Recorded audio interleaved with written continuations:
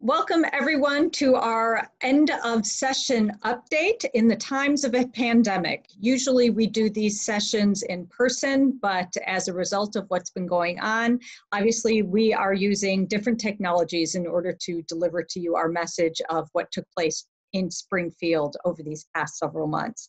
I am State Senator Laura Fine, and I am joined here today with Representatives Robyn Gabel and Jennifer Gong-Gershowitz.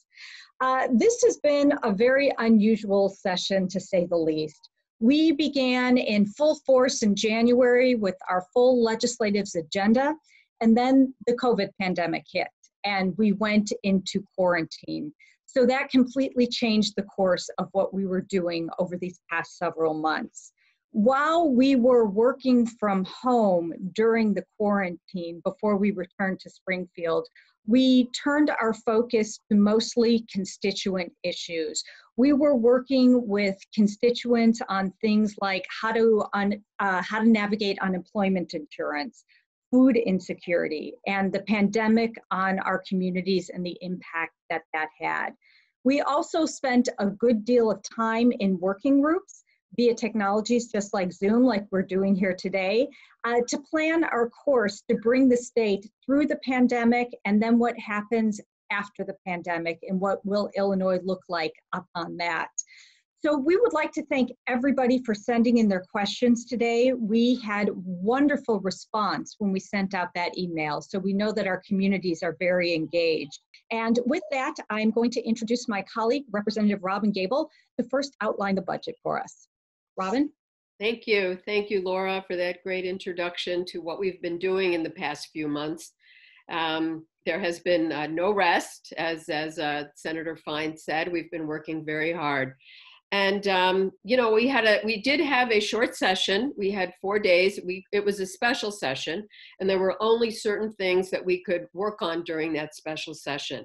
The goal for it was to pass a balanced budget that adjusted for the extraordinary impact that the COVID-19 pandemic has had on our state.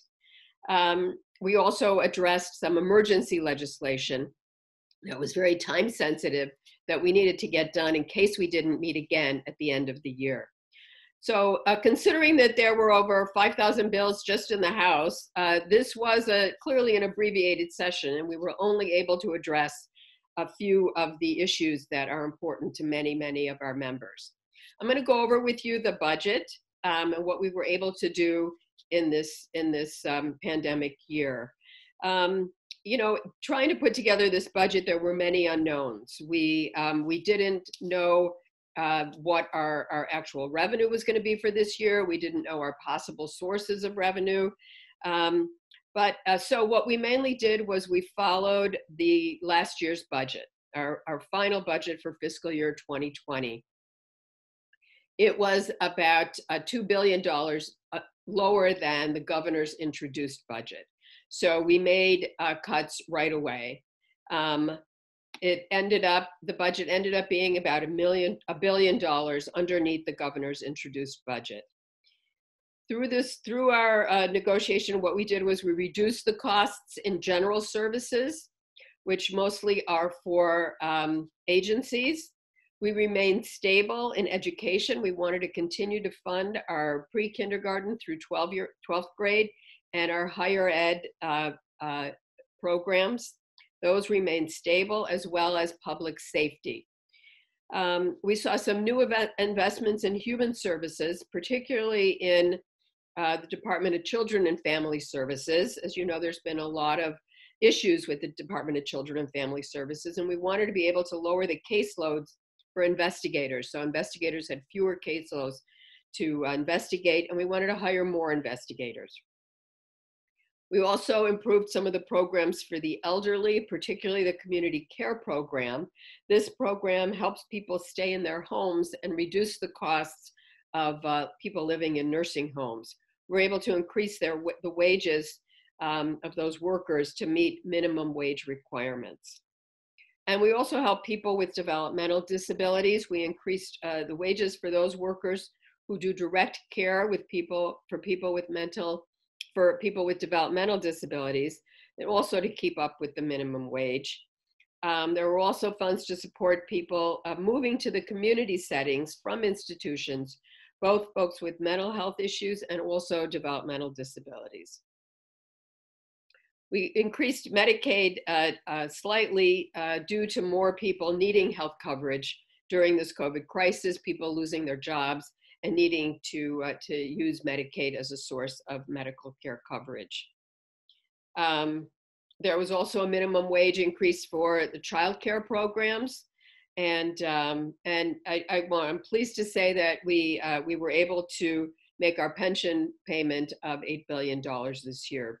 So the total budget was about $41 billion.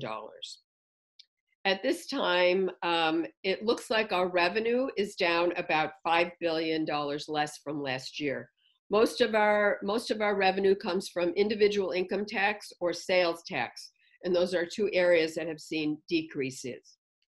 The federal government is considering another stimulus relief bill that could be used to assist with states' deficits. We are not the only state suffering a deficit.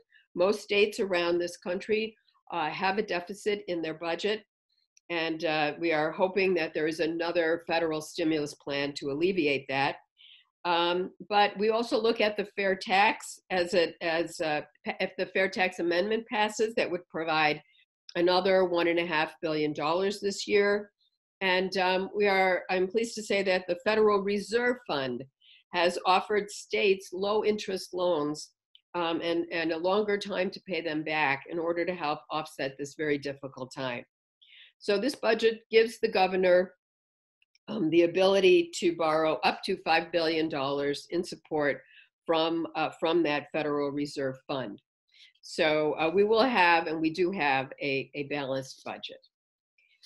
There were additional funds that were provided. We call it the COVID budget. It was federal CARES dollars that were given to each state. Illinois was able to get about $4.9 billion of those funds. And we were able to direct it to areas that are the most needed during this time. I'm just going to go through a few of them. $396 million was set aside for rental and mortgage assistance. This will help renters who have trouble paying their rent to be able to pay it and stay in their apartments. This is a way we can reduce homelessness and prevent homelessness. It also provides assistance for property owners experiencing losses because of renters' inability to pay. There's also $376 million in grants to businesses experiencing losses due to COVID. There's also $260 million to childcare facilities that were required to close. We want them to be able to open back up as soon as possible and as soon as it is safe, so people can go back to work. There's also $600 million in the COVID budget to assist the states with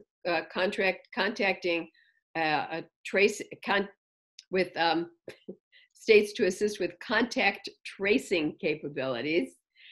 This work will be essential in the next phase of this pandemic. It is the one way where we can really prevent the disease from spreading and keep our numbers low. There's also $385 million to assist with long-term care facilities. As you know, they've taken the biggest hit and the biggest brunt from this pandemic. $40 million for mental and substance abuse treatment centers, and about $400 million for other healthcare providers. $700 million of these funds will be spent on the state's pandemic response for PPE and for IEMA costs. So it was a big task, and I'm happy to say that we've managed to pass a balanced budget this year and given the governor the authority and responsibility to make sure that we can do this. Thanks.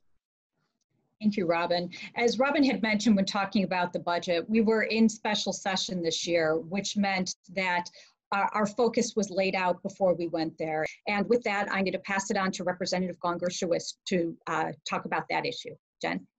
Thanks so much.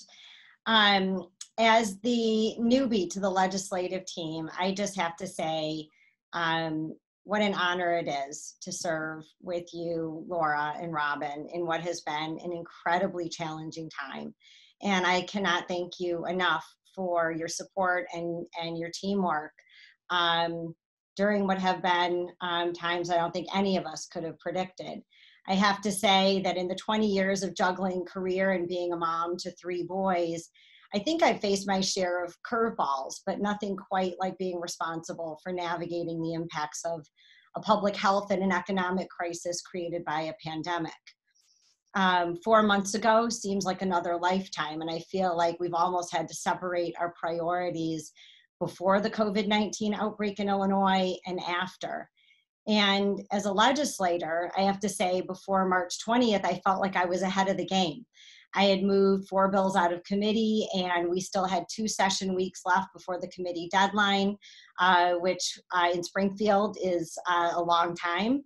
My kids were getting ready for spring break with their dad, and they were taking a guide trip this year because I was going to be in Springfield. And then after March 20th, as legislators, our focus, as Senator Fine said, turned to getting information out to our community on how to stop the spread, then how to help people through the economic fallout.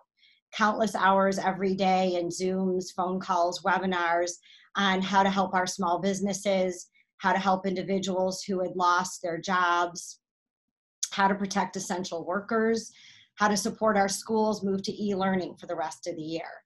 And on a personal level, how to help my kids navigate the stress and the disappointment of losing their senior year traditions and the milestones that they had come to be excited about this year. And just to put into context, the challenges facing just one state agency in Illinois during this pandemic. IDES is the agency that handles the adjudication of unemployment insurance claims. In January, roughly 55,000 initial claims had been filed. In April, well over 500,000. By May 28th, IDES announced 1.3 million claims have been processed in the last 3 months. And we now know that IDES, I think the last report I saw, receives an average of 360,000 calls per day. I know all 3 of our district offices are fielding calls and emails daily to help constituents with unemployment insurance and IDES issues. And at any given time, our office is dealing with over 70 individual cases. So I honestly cannot imagine what it looks like in communities that are hardest hit. We've been working on issues across multiple state agencies, ranging from public health, human services, DCEO relief for small businesses, the State Board of Education, and working with our partners at the county and local municipal level. Each of us, as Senator Fine said, and Robyn have already gone into, is that we worked over the prior months leading up to the special session in working groups focused on must-do legislation to deal with the state's most urgent priorities. Robyn has talked about the budget. I served on the House Democratic Working Group on elections, which put together specific proposals included in Senate Bill 1863, which we passed to ensure that COVID-19 does not prevent anyone from participating in the upcoming election in November. We work to expand vote by mail options and create the opportunity for local election officers to help people vote through additional curbside voting options and special voting hours for seniors. Most importantly, I have been so incredibly heartened and inspired by how our community has come together to meet these challenges with optimism and to stand up and speak out in this moment to support Black lives and stand against injustice. I am incredibly proud to represent this community and incredibly proud to be a part of this team. So with that, I will hand it back to Laura. Great. Thank you, Jennifer. And that brings us very nicely to our next point. We need to address in this country what is going on and what we've been kind of brushing under the carpet for so many years. We are in a historical period in our nation's history. We are living through a pivotal time when we have the opportunity to shape who we are for generations. The protests in our communities throughout the state, the country, and the world are supported by all generations, all races, all religions, and they've brought to the forefront that Black Lives Matter. We have to stand up and we have to acknowledge the fact that our Black friends and neighbors have been brutalized by racist violence, and we have to demand change. There are so many factors that need to be addressed. We need to focus on police reform and criminal justice reform, but that's just one piece of the puzzle. The COVID pandemic has shined a light on the huge disparities in our underserved communities. We need to focus on economic development, employment, housing, healthcare, education. There is so much injustice for our minority communities, especially the communities of color. The representatives and I have been working with the members of the Illinois Legislative Black Caucus, and we are following their leadership as we work together to create the agenda for comprehensive, meaningful reform. Representative Gabel and I, along with the support of Representative Gong-Gershowitz, have been focused on criminal justice reform for many years, and our focus has really been on the emerging adult population. The injustices in our system are especially unfair for young Black and brown men. Representative Gabel has been working on legislation that would keep children under the age of 13 from being locked up pre-trial. We have seen the studies that if you spend one day behind bars, it can change the entire trajectory of your life, and we want to prevent that from happening. I have been working on legislation to raise the age of a misdemeanor from 18 to 21. Sometimes I joke about it and say, you know, think about the most stupid thing you ever did between the ages of 18 to 21. And what if you had to spend the rest of your life paying for that mistake? You look back at it as you're older and you think, I would never do that. What was I thinking when I did that? And so this legislation would be another chance. We really need to give people a second chance for what their mistakes are, especially in this age group. So if we raise the age of a misdemeanor from 18 to 21, this would give us the opportunity to address the core issues of why someone in this age group comes in contact with the law. Were they shoplifting at a grocery store because they're not getting food at home? Did they steal because they have an underlying drug addiction, something that shouldn't be treated as criminal, but should receive help for? So this legislation would provide services instead of sentences and a record, and allow us to help this generation move forward on the path to success for the rest of their lives.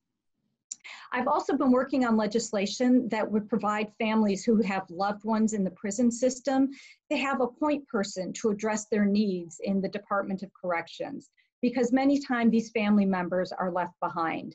Their loved one is behind bars and they feel helpless. So this would allow them to have that connection with their loved ones. There is also legislation that's pending for something called no cash bail. This way, people who are arrested for minor infractions can still work and support their families while in trial. There are so many times that somebody is left behind bars simply because they can't afford to pay their bail, and they would otherwise be a productive member of society. And we need to see some of these things really start changing and moving the right direction. Over the course of this summer, and leading into the fall, the General Assembly will most likely have a series of subject matter hearings. The goal of these hearings is, number one, to educate, because we all need to have a better understanding of racism and what has been going on throughout our state and our country. And we also need to address what meaningful reform really looks like so that we can fix a broken and an unfair system. So like I said, we are living in a pivotal time right now, and I'm looking forward to our future. We have seen the younger generations get up, stand up, and speak up and change, and I think the change will be coming quite soon. So with that, I'm going to pass it on to Representative Gabel right now to talk a little bit more about what's going on with Human Services. Well, thank you again, Senator Fine, and thank you for all those comments. I completely agree with you. I think that we can see that our country is in a pivotal time right now. I saw an article today that the percentage of people who now believe that African Americans are treated differently by the police and more brutally is now 57%. Last year it was 33%. So I think we are at a place in our society where people are finally recognizing what's been going on for 400 years. You know, I too look forward to working on these forums this summer, and then working on some serious legislation in the fall to make some changes. It's our responsibility to do that. So we are now going into the period where we are going to be specifically trying to answer some of the questions that came in today, for today. And I'm going to read a question and then I'm going to answer it. So one of the questions that came in was, before COVID, it was announced that at least 20% of the kids in West Glenview were food insecure. How are they doing now that we have the virus in Glenview? So I want to address this for the whole district, each part of it, but Glenview in and of itself, Glenbrook District 225, has free breakfasts and lunch to all students who qualify through the summer. But most importantly, the Northfield Township Food Pantry has suspended their incoming qualifications, and there's now access for everyone. They're open 5 days a week, and school districts, and as I said, school districts will be continuing their meal service as well. Families can pick it up, and if there is a family where folks are sick and they cannot pick up their food, they can call ahead of time, and the food will be delivered to them. New Trier High School as well will be providing lunches over the summer, as well as Evanston District 5 provides free breakfast and lunch to all youth once a week. There's a once a week pickup with lunches for 5 days. I just also wanted to mention the importance of homelessness that was also raised. This year we were able to put another $1 million in the general revenue budget to prevent homelessness. And I also mentioned many of the large amount of funds that are coming to provide rental and mortgage assistance. So we do not have, so we can help prevent homelessness in the district in the coming months. Great, thank you so much. As Representative Gabel mentioned, we're also at a pivotal point now with the pandemic and our executive orders that will soon expire. And even though we have rental assistance and mortgage assistance, we need to move forward to make sure that people do not lose their homes post-pandemic and that they can stay in their homes, because we just need the security and the stability as we move forward with our state. With that, I'm going to now pass it along to Representative Gong-Gershowitz to discuss pensions. Thank you, Laura. Yeah, so we received a number of questions on pensions and fair tax, which are related issues that both go to the budget. One on the expense side and the other is on revenue, so I'm going to address both. An example of questions on pensions and the referendum on the graduated income tax, also known as the fair tax, include, here's a question from one of our constituents who said, hello, I have two questions. What have you done to advance pension reform for Illinois government employees? What is your view on an Illinois constitutional amendment to change the public pension system? I believe this is a necessary step to get Illinois on sounder financial footing. And then the second question relates to legislation affecting curriculum in Illinois, which we can get to later if we have time. Next related question, what will you be doing to help pass the fair tax referendum this November? And another question on this topic that is similar to many that we received, why wasn't a proposal to amend the Illinois Constitution to enable revising future public pension payouts put on the ballot along with the progressive tax proposal? Okay, I'm going to start with the revenue side. State government is essentially responsible for four things: public health, public safety, education, and human services, which is our social safety net for our most vulnerable citizens. The pandemic has highlighted inequities in each of these systems and the necessity for state and federal government to function effectively and fairly. The state has two main sources of revenue, sales tax and income tax. And I think it's important to note here that the state does not collect, nor does the state set property tax. Property tax is levied and collected at the local level by units of local government like schools, which account for about 2/3 of the property tax bill. Illinois is one of the few states that has a flat tax, and it is currently mandated in the Constitution in Illinois, and Illinois is an outlier here. Illinois has also long faced a structural deficit. Previous administrations have addressed this deficit through cuts. Prior to FY20, fiscal year 20, which is our current fiscal year, for the previous 2 decades, the General Assembly had cut spending for higher education by 52%, healthcare 23.2%, cut human services 25.9%, and cut public safety 25.8%. This has decimated higher education in Illinois, which is the engine of our economy, and underfunding K through 12 education at the state level led to ever increasing property taxes to make up for the lack of state funding. Cuts to state agencies and human services meant eliminating programs like Meals on Wheels for seniors. None of that resulted in stabilizing Illinois' finances or improving the long-term outlook for Illinois. By contrast, states like Minnesota and Wisconsin with graduated income tax structures recovered much more quickly from the Great Recession, the last Great Recession, without an outmigration. The question on the November ballot is whether to allow Illinois to adopt a graduated income tax structure like the federal government and the vast majority of states.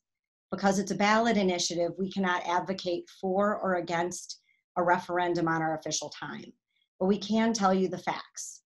The rates are not a mystery. You can go to the illinois.gov website and search fair tax, and there's a calculator where you can learn exactly how this will impact your family. We have to balance the budget. The question is how to responsibly do so.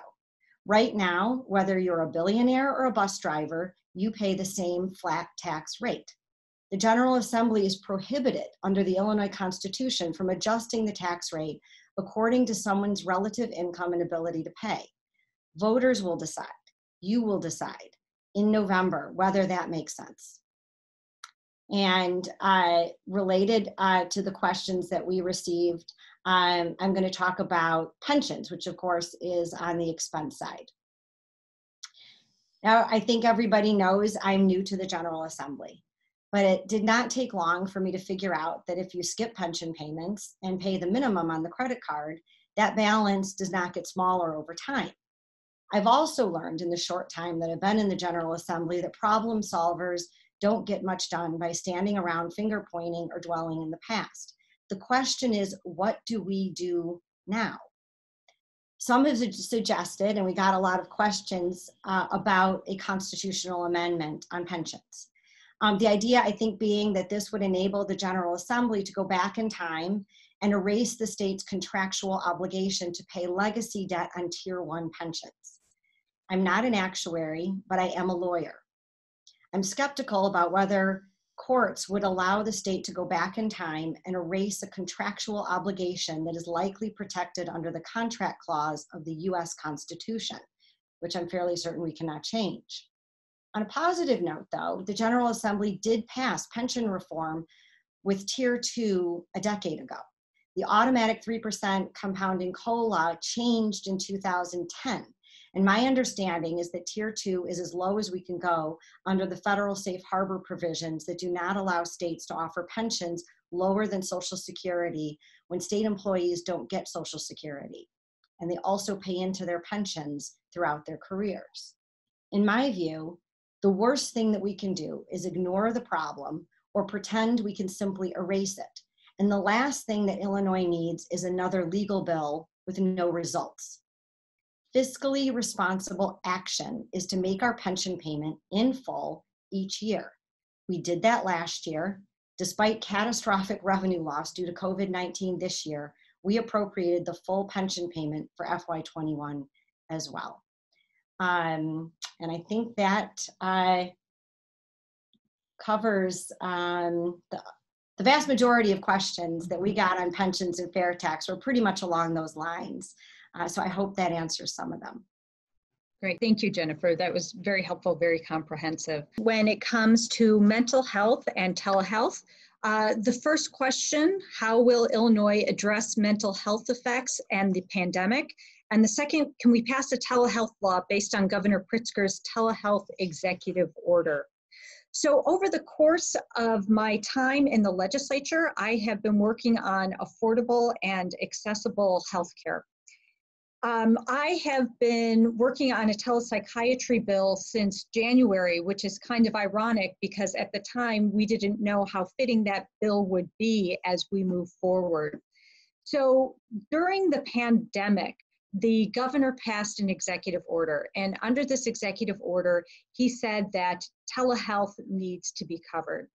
And we have realized how essential and important and how helpful telehealth can actually be during the course of the pandemic, because this allowed people to still interact with their healthcare providers without being cut off because they could not see them in person. So it was everything from a senior citizen or someone who had a pre-existing condition who couldn't leave their home to be able to access their primary care doctor or their specialty care doctor. For mental health, this was so important. In Illinois, just to begin with, we have a shortage of adolescent psychiatrists. The number is something around 135 adolescent psychiatrists in the state of Illinois. So with this legislation and this executive order, we were able to fill in the gaps. So people who live in communities where they might not have access to a psychiatrist or a psychologist were able to receive those services because of telehealth. And so this is important that we keep this momentum going. The trauma from this pandemic has been tremendous.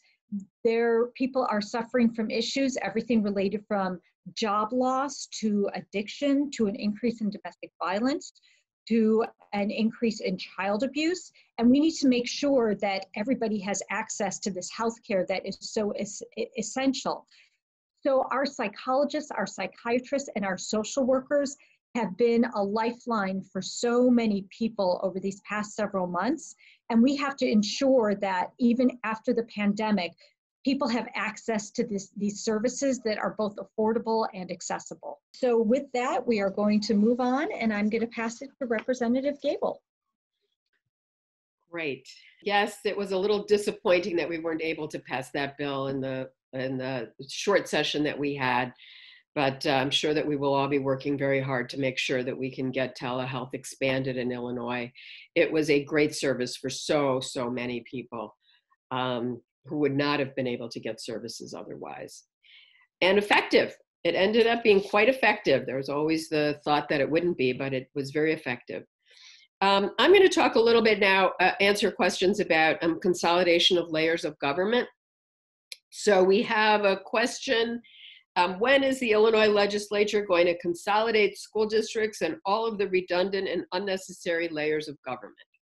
So, there's a lot of assumptions in that question, but I want to say a few words about this.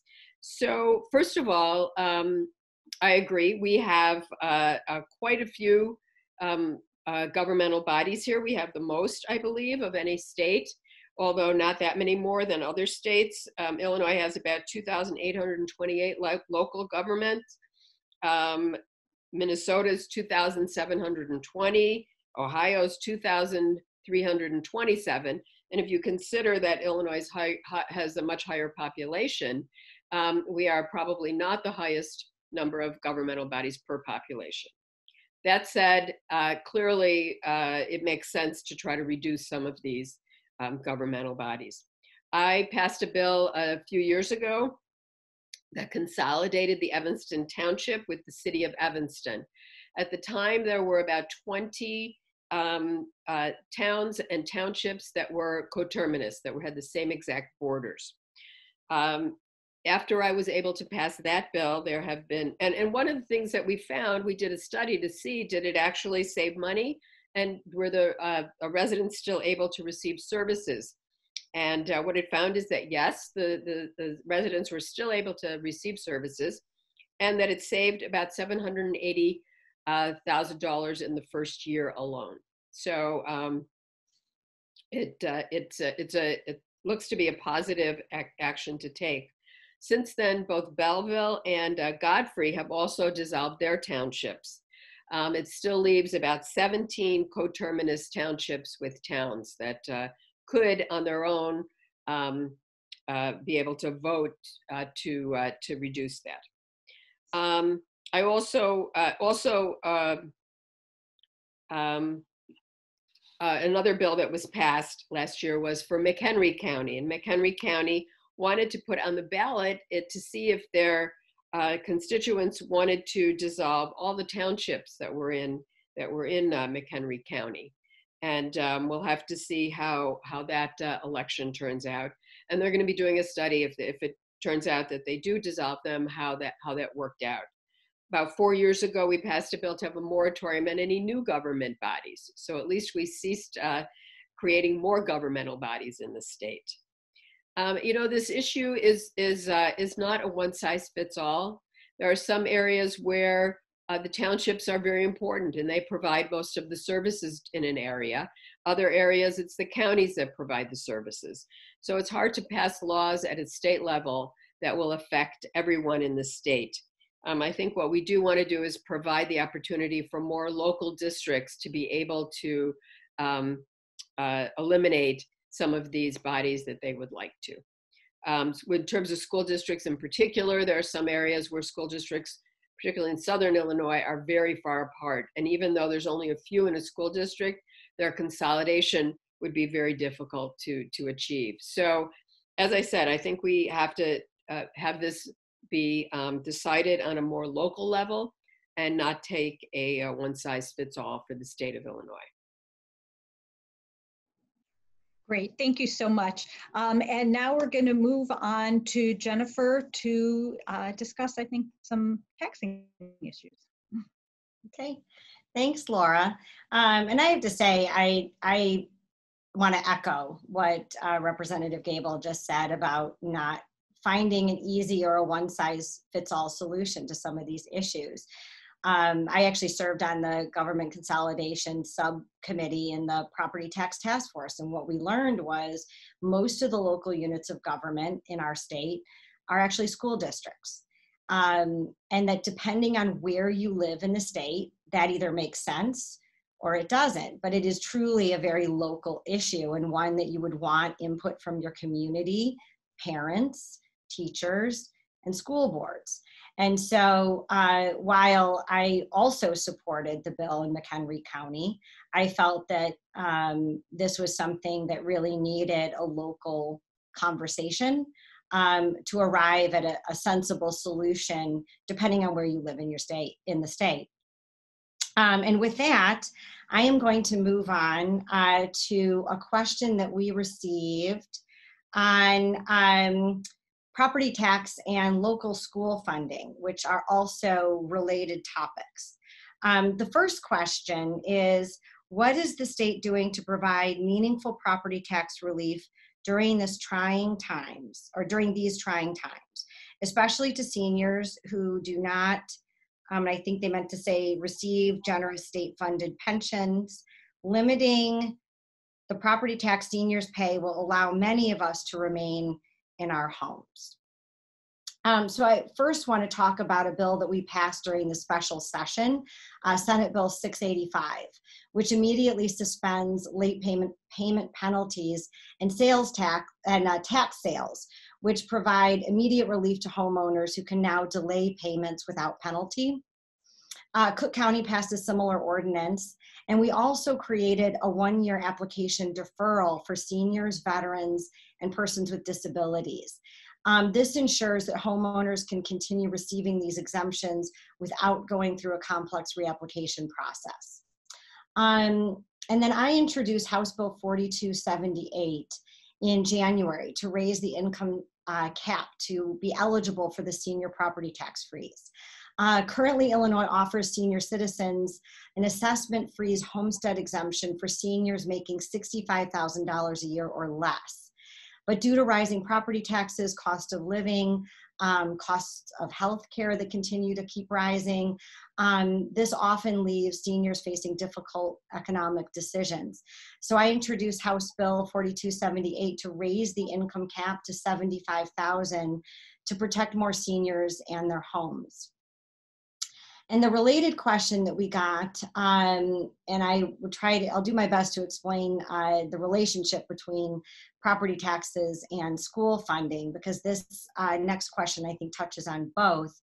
And this person asked, one major grievance is the lack of funding for public schools in underserved areas. And this person said they have pushed for moving school funding for public schools from property taxes to income tax for over 30 years.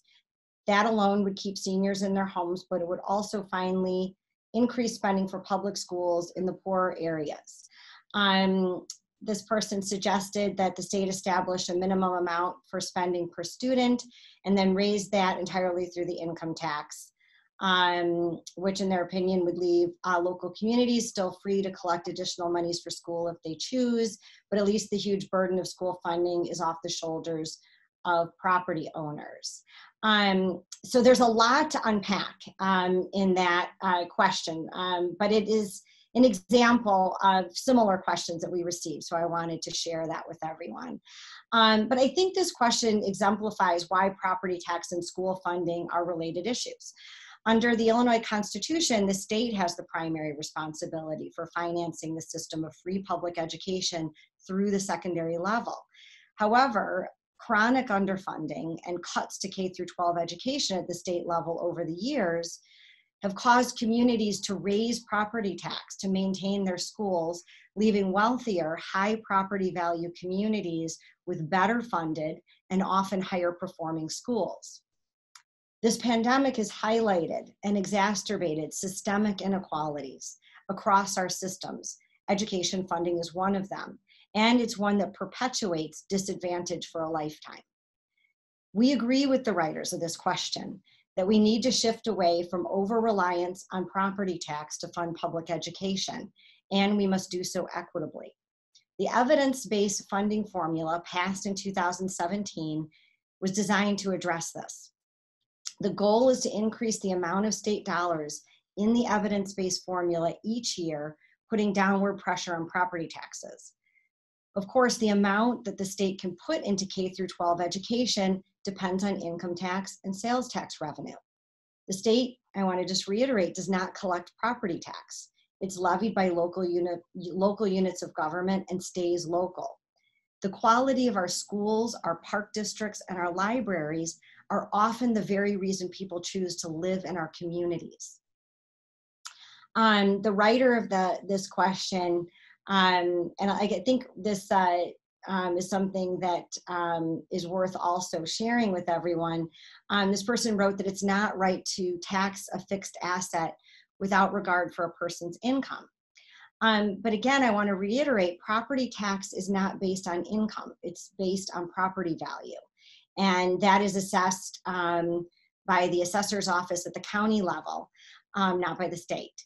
The only mechanism the state has to tax according to somebody's ability to pay is with income tax. I agree that this is a more fair way to meet our state's obligation to fund public education.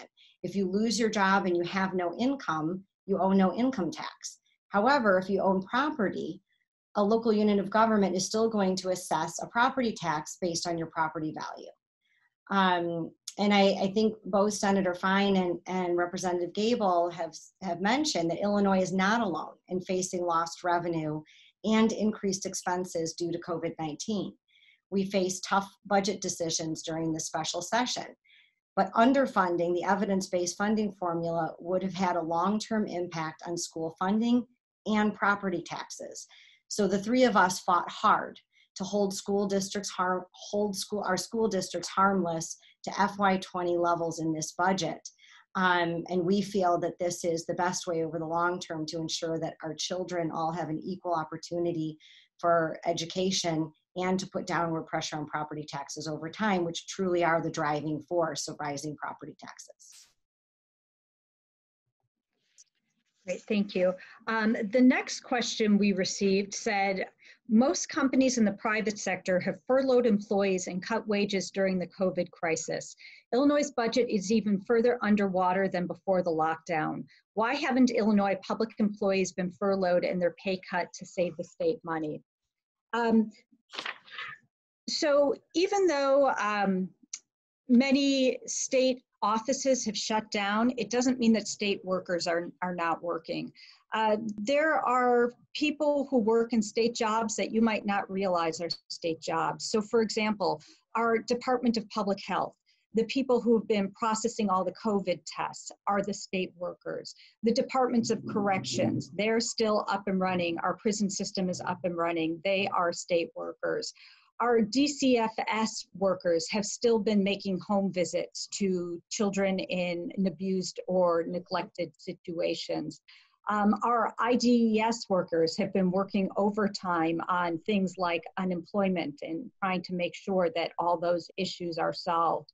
Our Department of Commerce and Economic Opportunity has been doing everything they can during this COVID epidemic to meet the needs of the people in the state of Illinois. So really state workers have been essential workers during this entire process. So there are two interesting things to note when it comes to state workers in Illinois. The first one is since the year 2000, we've cut 20,000 state workers in Illinois. So we really cut back on the numbers of state workers in our state. As a result of that, we have pretty much some of the lowest numbers of state employees per capita of any other state. The other question that I received said, did lawmakers receive a pay raise in the budget? And the answer to that is no. If you were to look through the budget and look at the appropriations for state legislators, they appropriated the salaries, and then it said for an increase, the amount was zero. So there is no pay raise put into the Illinois state budget. We are running a little bit out of time, so I want to just move over to Representative Gabel for a second here because we had some environmental questions that I think are important to get to. Thank you. So one of our questions was, why aren't you doing more to save the environment? What happened to the Clean Energy Jobs Act? Did it pass? If not, what are the next steps towards getting it passed in the next session of the legislature? The solar industry needs some things fixed. Basically, we need the Path to 100 bill. What are the prospects for getting this done? So I really appreciate these questions. The environment and environmental issues are very dear to my heart. I feel like if we don't protect our environment, there won't be a world for us all to live in. So there is much for us to do. I want to talk a little bit about the CEJA, the Clean Energy Jobs Act, and to put it in a little bit of context when people say, why aren't you doing more about the environment? In 2017, we passed the Future Energy Jobs Act. And this law actually sets Illinois on a path to build enough new solar and wind energy to power more than 1 million homes by 2030.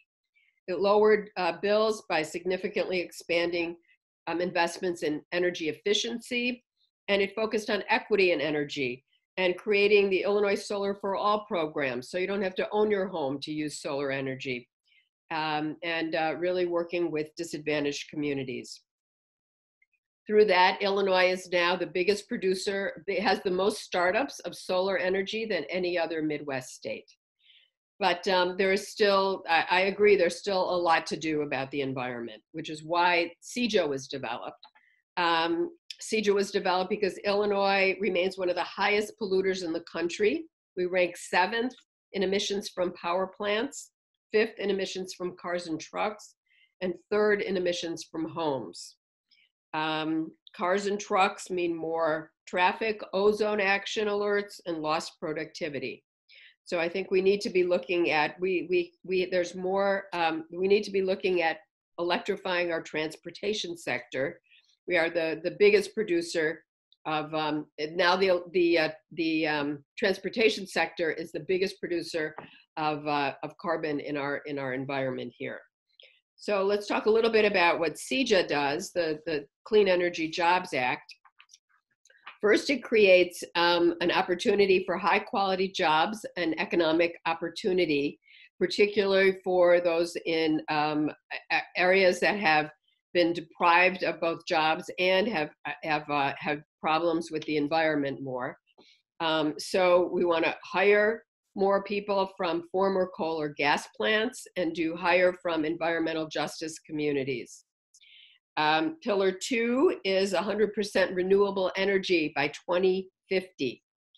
That gives us enough time to create more renewable energy and to be able to reduce coal and gas. The third pillar is a carbon-free electric sector by 2030, which puts us on the path to totally renewables by 2050. And then our fourth pillar is to identify, to electrify the transportation sector. As I said, it creates the most pollution in our environment right now.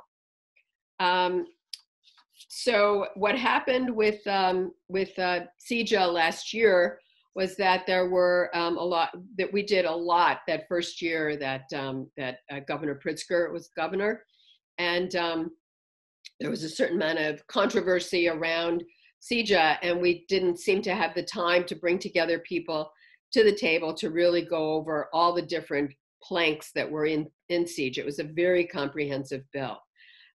So at the beginning of this year, we did set up work committees to work on this issue in all the different areas that CEJA wants to address. We're working with the governor's office on this, and then the pandemic came. So what we hope to do is continue to work in these work groups over the summer, and then to be able to pass CEJA in the 2-week veto session that we have in November, December. That will take quite a bit of work over the summer, but I know that people are determined to do it and to get this passed. There's just been too much energy, effort, and too many stakeholders are interested in having this bill passed. I'll stop there. Great, thank you, Robyn. And for our last question, Representative Gong-Gershowitz. Okay, I'm trying to keep it short because I know we're running long here. But we did get a question on gun control, and this person asked, I certainly hope that you outline a path forward for sensible gun legislation such as SB 1966 and legislation that would monitor sales of ammunition. All three of us are co-sponsors of Senate Bill 1966, also known as the Bio-Block Illegal Ownership Bill to fix the FOID system in Illinois. And if you're interested in learning more about this bill, there is an excellent fact sheet on the Illinois Gun Violence Prevention Coalition website. It's a very detailed omnibus bill that closes a lot of loopholes, and I would encourage those who are interested in common sense gun safety legislation to take a look at the fact sheet on the bio bill to fix the FOID system. Great, thank you. And with that, before we close, we are just going to touch a little bit on what our legislative agendas are moving forward. These are kind of stalled legislative agendas because they began in January and were sort of put on hold because of the pandemic. So Robyn, if you want to explain what's on your plate. Sure. I would say it's in probably 3 major buckets. The first one is the environment. And as I said, I'm going to work very hard to make sure we can pass CEJA this next year. Also, I have sponsored some bills, a bill around the electrification of the transportation sector by requiring new buildings to have set up the electrical needs to have electric vehicle parking spaces. So if we're going to encourage people to get electric cars, we need to make sure that they can charge them. So so we want new buildings to set up and be able to have these charging stations put in for very little cost. Another area that I'm going to be working on and have in the past is in healthcare. First, to improve maternal and child health. Particularly, we have high infant mortality and high maternal mortality here in the state. There are some things we can do to help reduce that. I was able to last year get money in the budget to increase the number of time that postpartum pregnant women can stay on Medicaid, because maternal mortality happens that whole first year after a woman gives birth. But there are other issues that we need to work on as well. And then also for healthcare, making sure that all types of healthcare professionals can practice in the state of Illinois. It's much more restrictive than other states, and there is need to be able to allow certified midwives, as well as other types of naturopaths and other types of professions to be able to practice here as they do in other states. And most importantly, I'll be working with, as we said, the Black Caucus in the House to make sure that we are able to pass bills not only addressing police reform, police brutality issues, and criminal justice reform, which I will continue to work on my bill. And hopefully this year we'll be able to pass to make sure that juveniles do not get sent to juvenile detention center who are under the age of 13 before they are even convicted of a crime. But also we want to work on economic recovery for communities and make sure that that communities can flourish and can have the same kind of economic growth that other communities have had. Thank you. Jen? Okay, thank you, Laura. So like the rest of us, my legislative agenda, as I mentioned in my introduction, got postponed due to the pandemic. But I filed this session over a dozen bills that really fall into three categories. The environment, access to justice and inclusivity, and education. All three of us are members of the Green Caucus, and I think, speaking for myself, my highest priority next session is going to be to focus on the environmental bills, one of which I've been working on for over a year now. House Bill 4888, also known as the Drug Take Back Act, is one that I filed originally last year and had worked with stakeholders over the past year to refine language to establish a statewide system for drug take back and collection and safe disposal in the state of Illinois. It is based on a true EPR model, which means it is a product stewardship model, one where we ask the manufacturers of drugs that left unused and unwanted in our medicine cabinets lead to opioid addiction and an environmental catastrophe when flushed down the toilet, ending up in our lakes and streams and our aquatic life. So it's incredibly important that we enact the same kinds of measures that have been successful around the world and in other states. We built this on a tried and true model that we believe will work for Illinois and improve our citizens' ability to properly dispose of medications in a safe and convenient way. And the bill also talks about how to promote that program so that people know how to use it. And I think Senator Fine and I have carrying a package of bills to deal with plastics pollution. I have the House version and she has the Senate version of a polystyrene ban to get rid of our styrofoam containers junking up the world. So those are bills that I'm looking forward to moving next session. And I would encourage people who are interested in our legislative agendas to please visit our websites. I know that we have all spent time to lay out the kinds of bills and legislation that we're working on. Mine are listed under legislation at www.Gong-Gershowitz.com. And that is a significant part of what we do when we're not helping our constituents here in the district. Thank you. And thank you all for joining us during this very unique end of session update that's due to our pandemic. The three of us are so proud to serve our communities. Our offices and our staff are here to serve you along with us. And we are always available to anything that you need. So thank you so much for joining us today and stay healthy.